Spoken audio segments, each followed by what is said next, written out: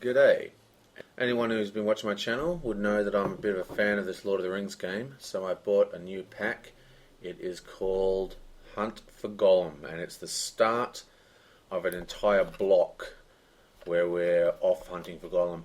Now, I haven't really read everything yet. It came with this typical high quality Fantasy Flight flyer, which outlines this particular quest, and it's actually this entire narrative called The Shadows of Mirkwood, which is 6 packs.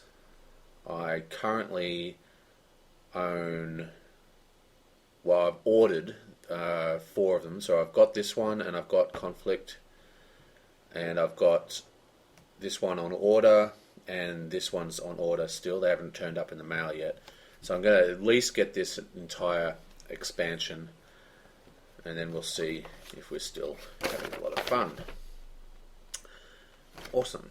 Okay, so like I said, this is the start of a new quest series. In the same way that the original game, you had a series of quests that worked together. That's what this is. So let's have a look at the cards, shall we? Now I'm just going to sleeve my cards. I'm going to use dragon shields. I guess you can use anything you want. I like dragon shields because they're particularly good quality, you know. And if you're going to spend so much money on a card game, I like to have a nice, good quality feeling in my hand. So the first guy we've got here is good old Bilbo Baggins, hey? Let's have a look at this guy. First player draws 1 additional card every resource phase. And I guess he's law? Yes, he's law. So, I mean, to be honest, I'm not that impressed with this guy. He is a terrible hit points, only 2 hit points. Now remember, there are quest encounter treacheries that do 1 hit point on reveal. I'm not sure if there's any more than that. Plus there's those Goblin sniper cards that do 1 damage every single time the turn ends, so you can reveal one of them off the top, which makes this guy look very, very easy to die, which I'd have to play with him. I'm going to play with him. I'll give him a test, because he does have some good qualities, and obviously that card draw is a very powerful effect. I've seen it with Beravor all the time, and the fact that he doesn't have to tap to trigger that effect, I think, is actually pretty cool. So, what else have we got? Here we have Dunedain's Mark. Attached to a hero, attached hero gets +1 attack. Pay 1 resource from attached hero's pool to attach Dunedain's Mark to another hero. Okay, at initial glance, I mean, I've obviously not played with these cards, but at an initial glance, this looks like a good card. It only costs 1. It gives us an extra attack, which is a big thing in this game. Just 1 extra attack really makes a huge difference. And we are able to swap it between our characters at instant speed. All in all, I think this is a pretty decent card. It gets 1 attack, and we can swap it between characters, so that's pretty awesome. Okay, so next we have Campfire Tales. Each player draws 1 card. Okay, that's a pretty good card. It's 1 event. It is also a lore card. I'm pretty certain this is the first card draw for lore decks. And considering I haven't played a lot of 2-player, but I think the way to go with 2-player would actually be to have a lore tactics deck and a spirit. A lore tactics decks and a spirit leadership deck. Am I making my sense correctly? So those would go pretty well together. Or do spirit lore tactics leadership or something like that. But tactics does combo with leadership because of those Cerarian stones. Anyway, the point is, this works a lot better in more player. The more players you have, the more value this card has. Okay, here's the famous eagles everyone told me about. Woohoo! Love the way they give you 3 of each card. When I first started collecting Call of Cthulhu, they didn't give you 3 of each card in the packs. It was an absolute nightmare. But they actually listened to us. We bitched so much on the forums that the next Cthulhu pack switched it to this format where you get 3 of every card. How awesome is that? Okay, Wingardium has Sentinel, and he has 4 defense. I mean, this is a good card. The only problem he has is that he costs 1 resource every time he defends. Now, I think that is very, very, very worth paying, considering his defense. At 4 defense, he's going to be able to hold off even quite devastating cards. I mean, he's not going to be able to hold off things like giant spiders or trolls or something, but he will be able to hold off, +3 cards. I mean, there's quite a lot of them. Like, I think Wolf Riders is one. So, yeah, I like this card. Again, it's Tactics. I've actually never played with Tactics, so I'll have to make sure I make a Tactics deck next. Okay, this one looking good. It's got a 0 cost. Yes. The Eagles are coming. Action. Search the top 5 cards of your deck for any number of Eagle cards and add them to your hand. Shuffle other cards back into your deck. Are you kidding me? This is a Squadron Hawk for Lord of the Rings, basically. That's pretty insane. But it only works in the top 5, so it's not quite as powerful as Squadron Hawk, so they learnt a little bit of lessons from how Squadron Hawk completely destroyed Standard while comboing off Jace for the Clawblade deck. But yeah, so I mean, if this card is even 1/10 as good as Squadron Hawk was in Magic, then this card is going to be an absolute killer. If you can stock your deck up with Eagles, this card is going to be fantastic. Very happy with that card. I reckon that card's going to have a lot of power. Okay, so it's the first Spirit card. It is discard Westfold Horsebreaker to choose and ready an ally. Well, that's interesting. And one of the things that's interesting is I actually need to do a rule check on this, because I'm pretty sure Lord of the Rings has a different definition of discard versus every single other game I've ever played. Okay, I did some rule checking and I'm pretty certain I am right. The discard is confusing. Discard in Lord of the Rings means putting it into your graveyard, okay? So that is confusing. While most games, discard means solely putting it into your graveyard from your hand, okay? Which is kind of crazy because they do have a keyword called leaves play, and this is a perfect example of why that discard keyword is unacceptably obtuse, and that is this has to be discarded from play for it to work, even though it doesn't say anything about that on the card. So you can't just pay it from your hand, right? I mean, that makes sense because, then you wouldn't have to pay its cost at all. But, so there you go. So sack this creature and you get to ready a hero. Very good card, and I mean, it's only got 1 will and 1 defense, so I mean, this is a good card. Readying characters, I find, readying heroes is probably one of the most powerful effects that I've found in this game. If the ability to ready your hero is undeniably fantastic, so I think that's a good card. So, search the top 10 cards of your deck for any Rohan ally and add it to your hand. Then shuffle the other cards back into your deck. Interesting. So this is almost the exact same card as this one that I was raving about. These cards are practically the same, except this one's only 5 and this one's top 10 cards. The difference being is I'm not quite sure how many Rohan characters we actually have in our deck. Interesting. I like this card. It's not really something that I would probably be playing with, because I use Spirit mainly for its yard play and for some of its other fancy effects, not for its allies. So if you had a dual deck, because I'm running a tri deck at the moment, like a tricolor deck that I'm slowly refining, and I would probably not run this card, simply because I am not going to... Oh wait, it just says Rohan allies. It doesn't have to be Rohan Spirit allies. Still, interesting card. I would have to see. Again, if it's half the power of Squadron Hawk, it will be insanely good. Okay, it's a lore. And what have we got here? After you play Rivendell Minstrel from your hand, search your deck for one song. Add it to your hand and shuffle your deck. Well, considering I don't know what a song card is, this really doesn't sound that cool. But search your deck for a card and stick it in your hand. That is always an incredibly powerful effect. I am not really certain, like I said, maybe there's a song in here somewhere, but as far as I'm aware, I don't even know what a song is.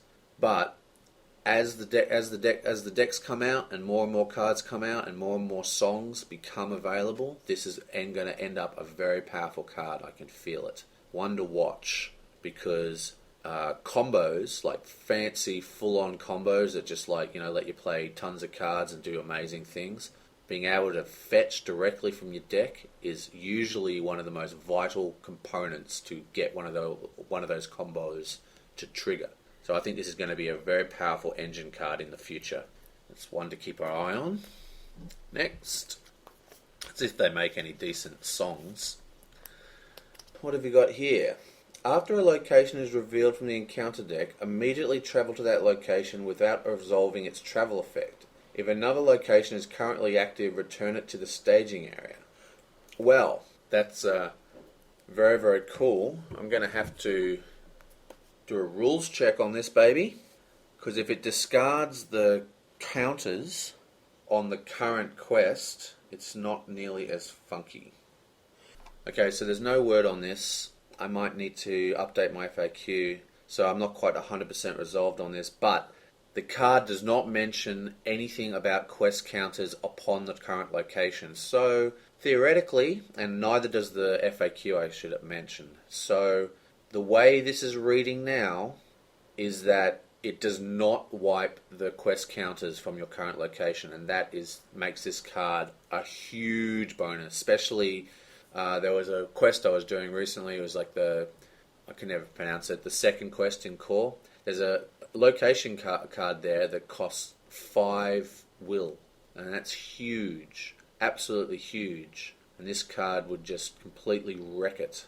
But the fact that it seems like it doesn't even destroy the tokens on your current location really does help, and the fact that it removes any travel effect is also fantastic, because I really dislike, there's one that does discards, there's all sorts of things that are terrible. So I think this is a great card, and that's very, very good. I think I might even, this is definitely a card that I'm going to look to adding to my deck. Okay, what's this card? It looks awesome. Okay, this is vying for best art of the pack. For me, it looks so different and startling compared to the other cards so far. This is our first song. Excellent. Attached to hero. Attached hero gains a leadership resource icon. This is something to note, that this does not mean he gets now 2 resources, one of whatever he used to have plus this. It just means that he can pay for things with both whatever their original one was and leadership. That's all it means. And it's got a nice little poem. From the ashes a fire shall be woken, a light from the shadows shall spring. Renewed shall be blade that was broken, the crownless again shall be king. Nice. Well, I mean, there's nothing to complain about that card if you're running any kind of dual deck, which I am. This is just a fantastic card. It's a little bit dead, and it does combo with our song fetch, but really, I don't think that this card is powerful enough to play that song fetch. Okay, so that's the player cards, all done. Awesome.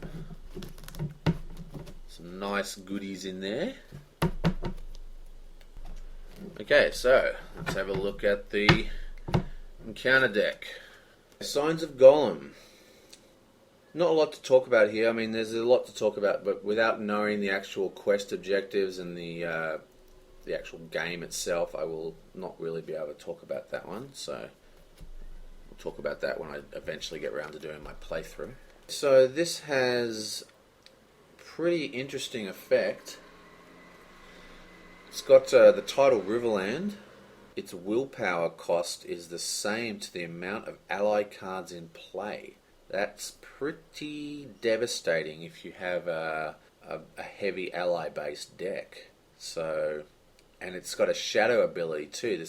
I think this is the first location that had a shadow ability. Don't think any of the locations did in the other deck. And that is also pretty hardcore. Discard from play all allies with a printed cost lower than the number of Riverland locations in play. So let's keep an eye on how many Riverland locations there are. So here we have the Eaves of Mirkwood. This is a forest, so it's not a Riverland. Okay, so this isn't too bad. Basically, you cannot counter encounter effects. So that's the when revealed effect, when you pull them off the encounter deck. You cannot counter them while this is in play. And it's only 2 threat. I call it threat all the time, but it's actually willpower. Ooh. I like this art. It's a very pretty card. The Engler. This is a Riverland, so it combos with that other card annoyingly.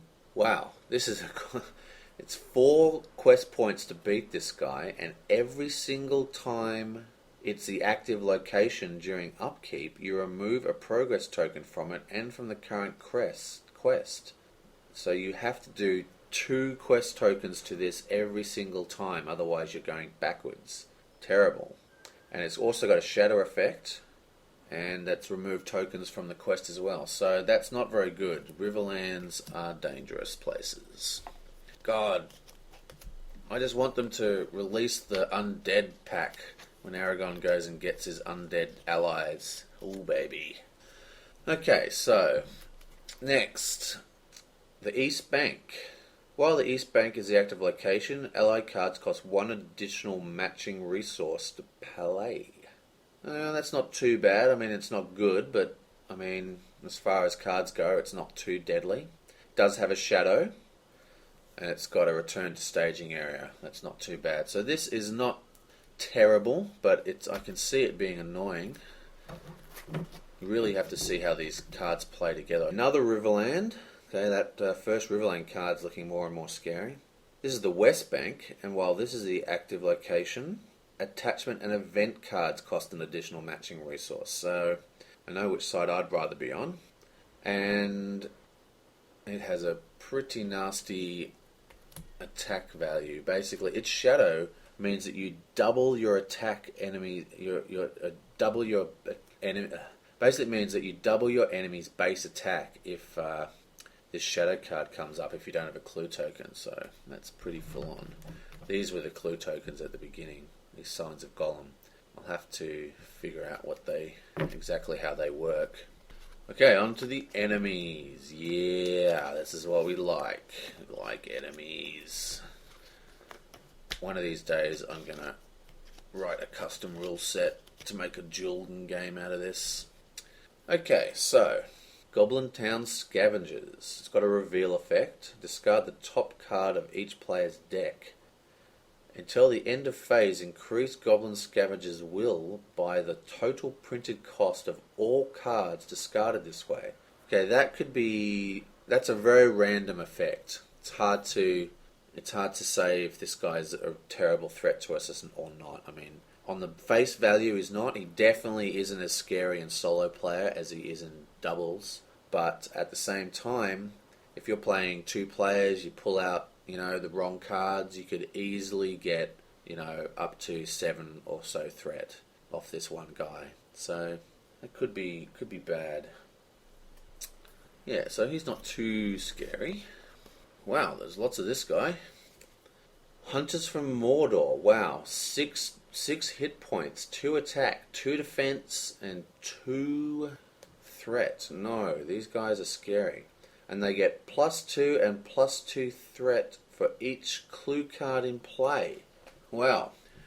At first glance, these guys look pretty scary. They obviously want to be fought near the beginning of the game when you haven't got clue tokens. But they've got quite a lot of health. Okay, so deal 1 damage to each hero with a clue token. Okay, and there's a shadow effect that just does a damage also based on how many clue tokens you have. So They are not very cool. And that's it for monsters, it seems. We're on to treachery cards already. Only 2 new monsters. Treachery cards. Oh no! Okay, false lead.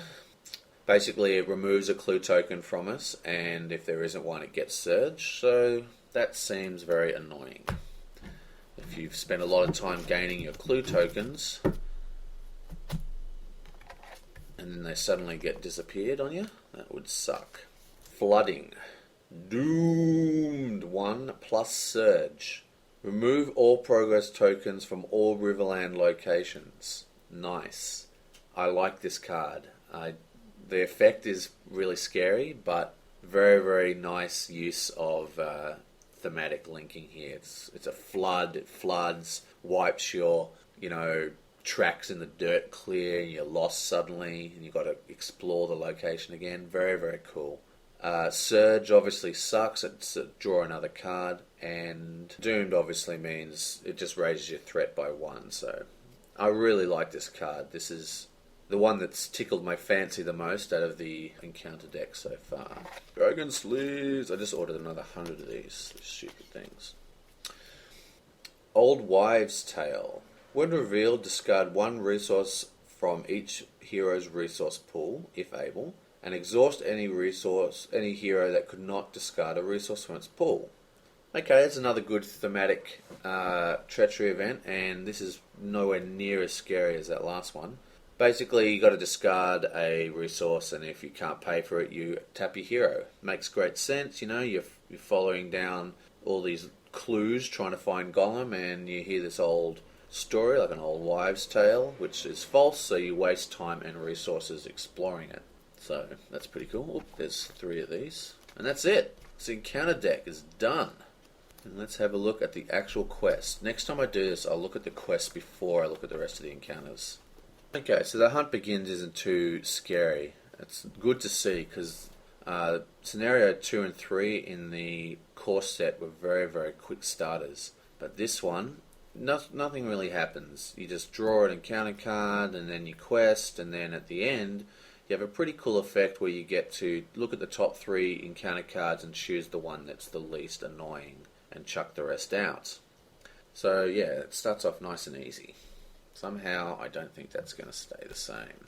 This is an interesting one. If I'm reading this correctly, every single time you quest, you get to discard. You get to look at the encounter deck and draw 2 cards and then discard 1 every time you quest. It just says forced at the beginning of the quest phase, and the quest phase comes around all the time. So while this card is active, that rule should be active, which means we're basically drawing 2 encounter cards each time, but we're getting to throw out the worst one we see.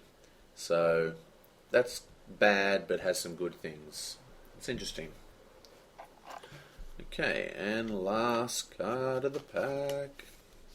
Okay, this is the card that everyone has been bitching to me about, but I actually like this concept, and I'll tell you why. Basically, what happens here is, if you complete these 2 quests too quickly, right, you'll end up at 3B without any quest tokens, right? And what happens then is, once you have no tokens, you have to go back and redo 2B completely from scratch. And that could be very frustrating, I can understand, especially with cards that destroyed clue tokens.